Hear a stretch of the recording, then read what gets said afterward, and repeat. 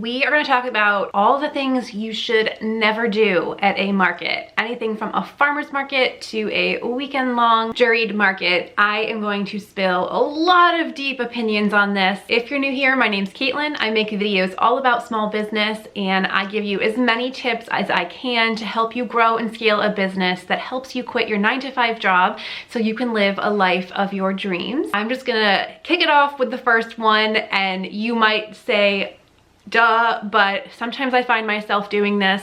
You should never complain about anything, whether it's the lack of sales and traffic or another vendor or a customer. Always stay positive. You don't know who can overhear you, and you don't know if a customer walks by and hears you or if the event manager can hear you. You just don't know. So it's best to always keep a positive mindset. I mean, in life, right? But it's just best in these situations, if you are planning on doing markets and being in this circle, to just be as positive and appreciative and grateful as possible, no matter what. So no complaining. The second one is to not show up so close to the start of your market where you're still setting up your tent or table when customers are coming through. A, you're gonna miss out on a ton of sales, and B, it just doesn't look that professional.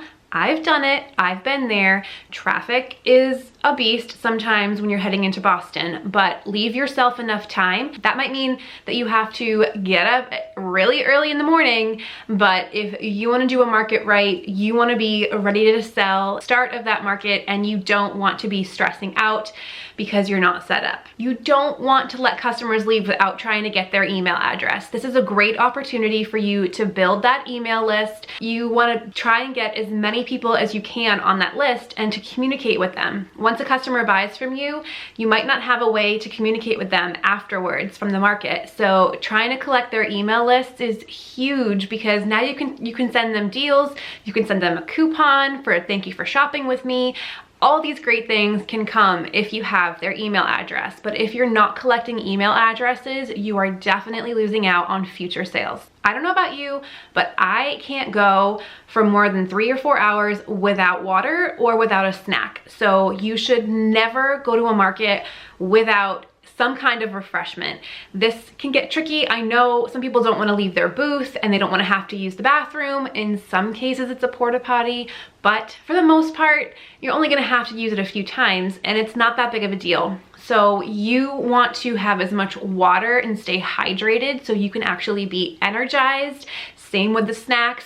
You want people to come into your booth and you want to be on your A game. You want to show up like the face of your brand and sell and be happy and energized. And if you don't have anything to drink or eat for multiple hours on end, that result is going to significantly affect your sales, and it might cause people to not even enter your booth. So get the snacks. You should never not befriend the vendors next to you. And let me tell you why. Because you are going to have to use the bathroom, and having somebody next to you watch your booth for the couple of minutes while you're away is amazing.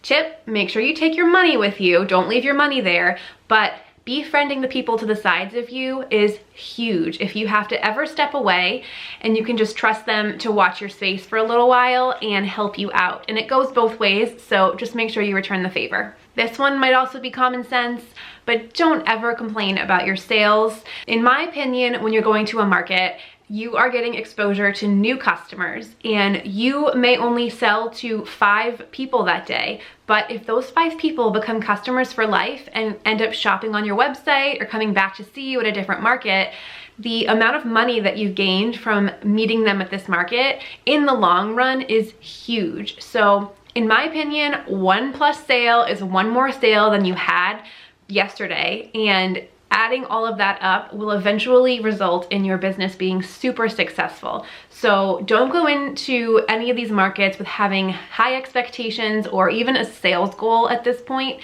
because you just can't control it. So control what you can control and be happy with what sales you get. And of course, if you get no sales and you realize it's not your best market and the demographic isn't there, then don't do it again.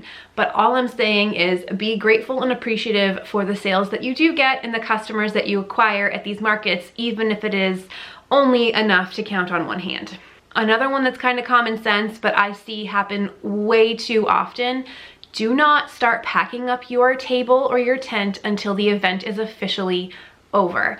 I'm telling you, these event managers get really frustrated. It's written in the contracts, but people somehow just get so frustrated, and I get it. At the end of a market day, especially if it's a weekend-long market, there's a good chance you're sitting there for 2 or 3 hours and no one's coming in. It's just how markets go, but that does not give you the ability to start packing up at your own leisure.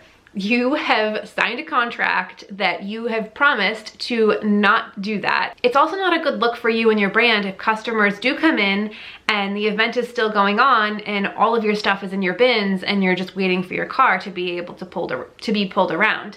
So always think of you and your brand and how you want to show up, and don't pack up early because everybody else will be looking at you and it's just not a good look for anybody, and you might not be asked back to that event, or if you apply, you might not get in again because the event coordinators are frustrated that you didn't really follow the rules. All right, this one was super short and sweet, but I hope you guys got some great tips. And if I missed anything, leave a comment down below with some things that you think we shouldn't be doing at markets, or things that you think we should. And I will see you guys in the next video. Bye.